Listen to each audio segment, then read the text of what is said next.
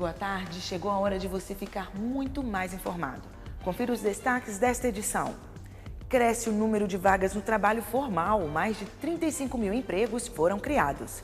Diagnóstico precoce do glaucoma ajuda no controle da doença. Ordem dos Advogados realiza ato por uma proposta mais justa na reforma da Previdência. Estudantes poderão ser vacinados contra HPV e meningite C nas escolas. E veja também.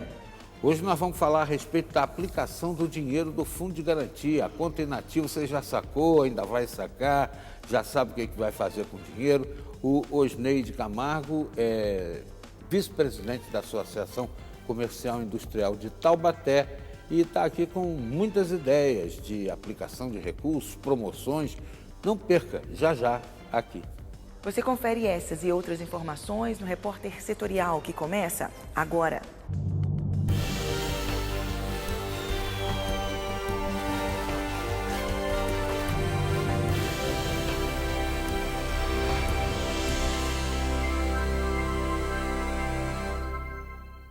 Seja muito bem-vindo. Este é o seu Repórter Setorial na TV e na web. Abrimos esta edição com uma notícia lamentável. Em 4 meses de operação, o Serviço de Atendimento Móvel de Urgência, o SAMU, da Regional de Taubaté, recebeu cerca de 25 mil chamadas. Dessas, 4 mil eram trotes. SAMU 92, boa tarde. Todos os dias é desse jeito no atendimento do SAMU. O telefone não para de tocar. O serviço é atrapalhado por uma brincadeirinha de muito mau gosto, o trote. Desculpa, não estou te entendendo. É trote. Todos os dias nós temos trotes, entre 40 trotes assim, por dia, e o horário de pico dos trotes é entre meio-dia e as 2 horas da tarde, que é o horário de escolar, né, que as crianças estão saindo e voltando do colégio.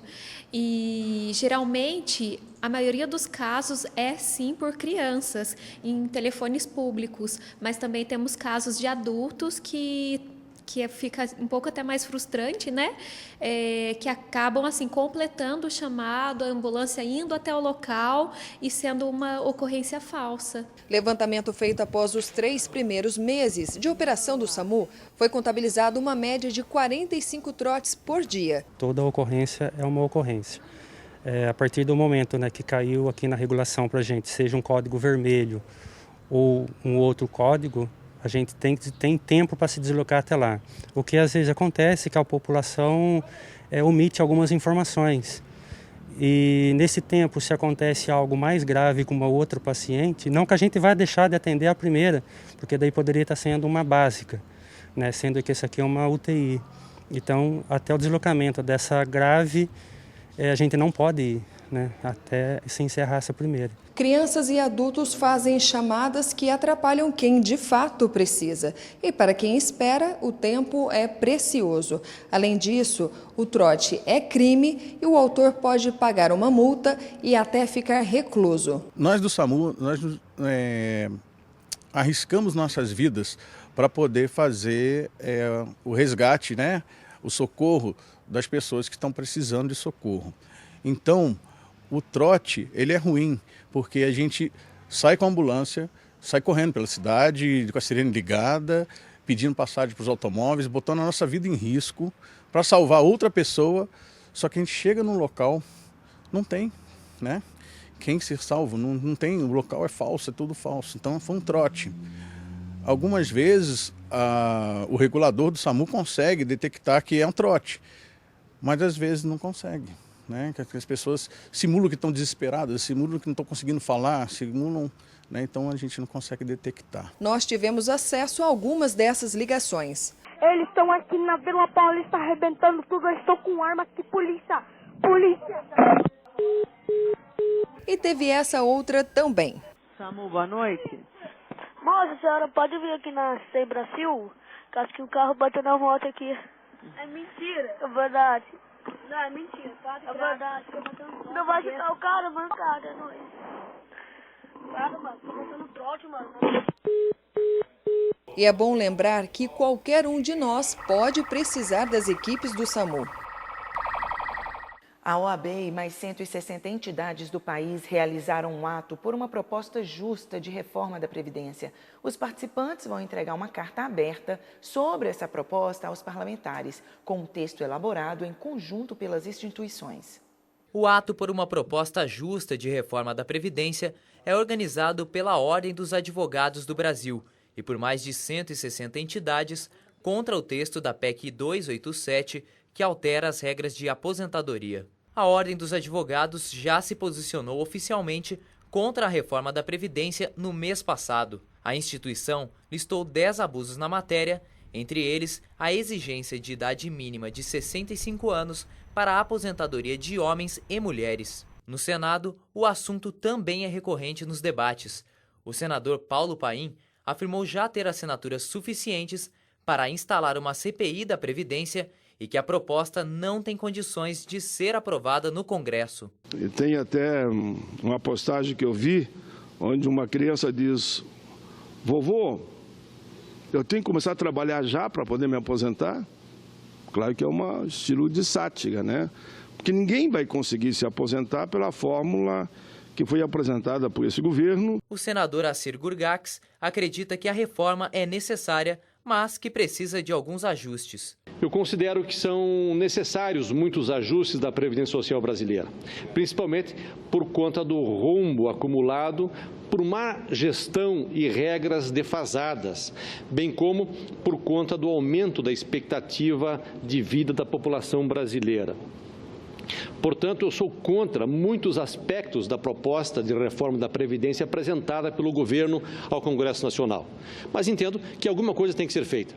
Em menos de um mês, o texto da reforma da Previdência já recebeu 56 emendas, sendo que 24 delas foram propostas pela base governista. O texto está sendo debatido em uma comissão especial da Câmara e a expectativa é que a reforma seja aprovada definitivamente pelo Congresso no primeiro semestre.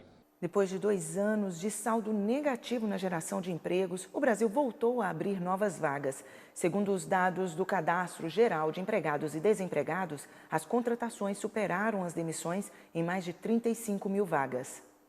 Fazia tempo. A última vez que o Brasil teve crescimento no número de vagas de emprego formal foi em março de 2015. Mas depois de 22 meses de retração, o país voltou a ter em fevereiro mais vagas abertas do que postos de trabalho fechados. O saldo positivo foi de 35.612 empregos. A economia brasileira volta a crescer. E os sinais desse fato são cada dia mais claros, né? Em fevereiro, por exemplo, o número de empregos formais foi de 35.612 vagas. Em fevereiro, foram mais de 1.250.000 contratações, contra 1.215.000 demissões. Ao todo, o país tem mais de 38.315.000 trabalhadores com carteira assinada. Dos 8 setores da atividade econômica medidos, 5 tiveram resultados positivos. Destaque para a recuperação do setor de serviços e da indústria. Para o ministro do Trabalho, o resultado é efeito de medidas de ajuste tomadas pelo governo. E a tendência de melhora deve ser mantida nos próximos meses. Nós podemos comemorar a inversão da curva e acreditamos que estamos confiantes, convictos, que a partir daqui nós vamos sempre ter dados positivos para apresentar. Diante dos números positivos do Cadastro Geral de Empregados e Desempregados, o presidente Michel Temer fez um balanço dos impactos na área econômica após a adoção de medidas de ajuste. Ele lembrou da queda da inflação e da taxa básica de juros, da melhora na avaliação do risco Brasil e da volta de investimentos estrangeiros. E destacou a retomada da credibilidade e da confiança no país. Mais do que nunca, eu verifico grande interesse de investidores estrangeiros no nosso país.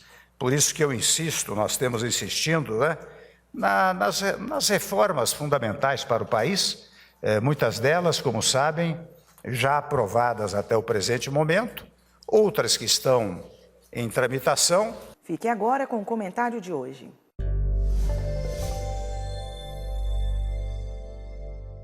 Amigos, se eu falar no nome do professor Gilberto Querici, muita gente talvez não vai lembrar, mas se eu falar na pesquisa sobre a pílula do câncer, todo mundo vai lembrar dele.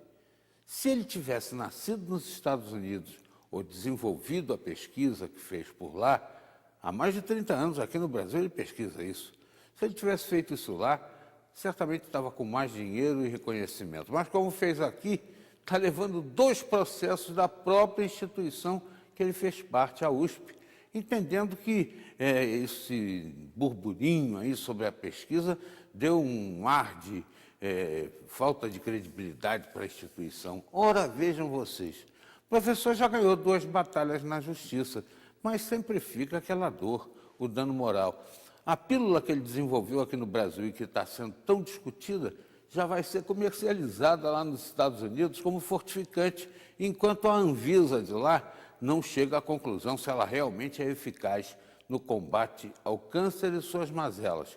Mas por lá já existe. E tem mais um detalhe, hein? De repente a patente sai mais rápido por lá e a gente acaba pagando royalty aqui no Brasil para poder usar o medicamento Tupiniquim que o Dr. Gilberto desenvolveu lá na USP de São Carlos.